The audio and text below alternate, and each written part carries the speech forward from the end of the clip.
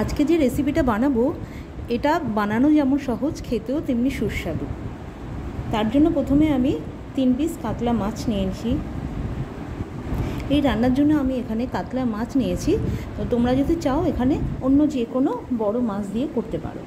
আমি এখানে পরিমাণ মতো নুন আর বড় সাইজের একটা অর্ধেকটা পেঁয়াজ বাটা দিয়ে এটা ম্যারিনেট করে রেখেছি। 10 থেকে 15 মিনিট ম্যারিনেট করে রাখলেই এটা হবে। তারপরে আমি একটা বাটিতে প্রায় 4 চামচ মতন নিয়েছি টক দই, আর নিয়েছি নুন, আর এর মধ্যে দিয়েছি গোলমরিচ আর গরম মশলা। গোলমরিচ আর গরম মশলাটাকে আমি এখানে রোস্ট করিনি, এমনি কাঁচা গুঁড়ো করে দিয়েছি। কাঁচা গুঁড়ো করে দিলে গন্ধটা খুব ভালো বেরোয়। তারপরে এটা দইয়ের সঙ্গে খুব ভালো করে মিশিয়ে আমি একটা সাইডে রেখে দিয়েছি। খুব তাড়াতাড়ি এই রেসিপি হয়ে যায়।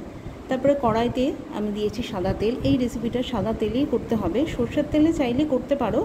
সাদা তেল দিয়েছি, তার মধ্যে দিয়েছি রসুন কুচি আর দিয়েছি কাঁচা লঙ্কা চেরা। কাঁচা লঙ্কা চেরা রসুন খুব লো ফ্লেমে কিন্তু এটাকে করতে হবে। তারপরে খানিকক্ষণ এটা ভাজা হয়ে গেলে এর মধ্যে দিয়ে দেবো ম্যারিনেট করা মাছ। মাছটাও খুব লো ফ্লেমে ভাজতে হবে, এটা খুব হাইতে দিলে মাছটা পুড়ে যাবে, কারণ যেহেতু পেঁয়াজ বাটা দেওয়া আছে। তারপরে 5-7 মিনিট রেখে দিয়ে আমি মাছটাকে উল্টে দিয়েছি। এপিঠটা হয়ে গেছে। এপিঠ যখন হয়ে যাবে তখন আমি দইটা দিয়ে দেব, আর বাটি ধোয়া জলও কিছুটা দিয়েছি মাছটা সেদ্ধ হওয়ার জন্য। খুব হালকা হাতে নেড়ে দিতে হবে। তারপরে আমি ঢেকে দিয়েছি এটাকে, প্রায় ঢেকে 7 থেকে 8 মিনিট মতো আমি রান্না করে নিয়েছি। 7-8 মিনিট পর ঝোলটা অনেকটা শুকিয়ে এসেছে। যখন দেখবে যে তেলটা ছেড়ে গেছে তখনই রান্না হয়ে গেছে। মাঝখানে আমি একবার মাছটা উল্টে দিয়েছিলাম ঢাকা খুলে।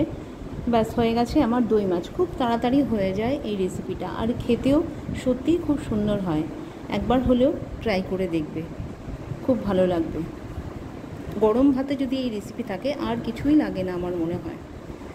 ধন্যবাদ সাথে থাকার জন্য।